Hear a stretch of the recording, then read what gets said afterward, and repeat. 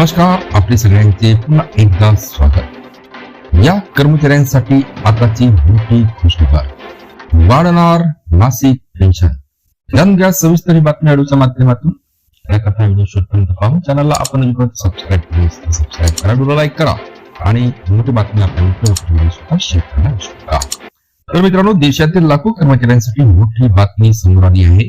EPFO pension increase update 2026 संदर्भात नवीन माहिती समोर येत असून कर्मचाऱ्यांच्या मासिक पेन्शन वाढीबाबत चर्चा सुरू झाली आहे।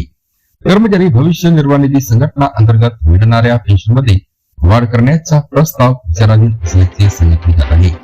यामुळे निवृत्तीनंतर आर्थिक सुरक्षितता मिळवण्याची आशा लाखो कर्मचाऱ्यांना लागलेली आहे। EPFO ही कर्मचाऱ्यांसाठी सामाजिक सुरक्षा योजना आहे आणि या योजने अंतर्गत कर्मचाऱ्यांच्या पगारातून PF मध्ये रक्कम जमा होते। त्याचबरोबर EPS चा लाभ मिळतो। निवृत्तीनंतर दरमहा पेन्शन दिली जाते। ही योजना खाजगी क्षेत्रातील कर्मचाऱ्यांसाठी अत्यंत महत्त्वाची मानली जाते। पेन्शन वाढीबाबत नवीन अपडेट काय आहे पाहतो। सध्या EPS योजनेअंतर्गत किमान पेन्शन 1000 प्रति महिना आहे, मात्र वाढती महागाई लक्षात घेऊन कर्मचारी संघटना आणि पेन्शनर्स कडून वाढण्याची मागणी, किमान पेन्शन 3000 किंवा त्याहून अधिक करण्याची चर्चा, सरकार आणि EPFO स्तरावर विचार सुरू। अंतिम निर्णय अधिकृत घोषणेनंतर लागू होणार। कोणत्या कर्मचाऱ्यांना मिळणार फायदा?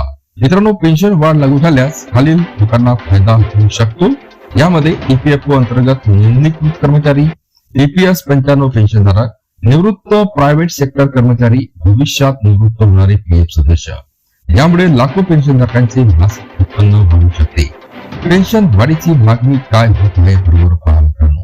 तज्ञांच्या मते सध्याची 1000 पेन्शन रक्कम महागाईच्या तुलनेत खूप कमी आहे। त्यामुळे वृद्धापकाळातील खर्च वाढले, आरोग्य खर्च जास्त झाला, आर्थिक सुरक्षेची गरज वाढली, म्हणूनच पेन्शन वाढवण्याची मागणी देशभरात जोर धरत आहे। सरकारचा अंतिम निर्णय कधी?